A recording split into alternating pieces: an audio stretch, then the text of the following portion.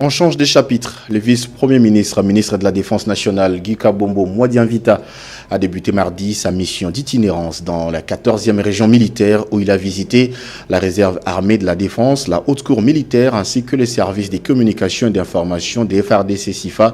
Ceci en vue de redynamiser, reconstruire et réorganiser l'appareil militaire. Un reportage d'Emmanuela Ingrid Kitalungoi.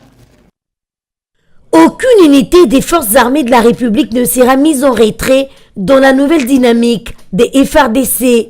Et en reçu du commandant suprême des forces armées de la République, Félix Antoine Tshisekedi, la mission de réorganiser et reconstruire l'appareil militaire congolais, le VPM de la Défense nationale, Guy Kabombo Mwadianvita, s'engage activement dans la redynamisation de l'armée congolaise. Mardi dernier, le patron de la Défense a débuté sa mission d'itinérance à la 14e région militaire où il a visité plusieurs installations à la SIFA, à la RAD. Un briefing organisationnel lui a été présenté et il a profité de l'occasion pour visiter les installations de cette structure. Convaincu du rôle important de la RAD et appelé à jouer dans la reconstruction de forces armées de la République, le numéro 1 de la Défense s'est exprimé en ces termes.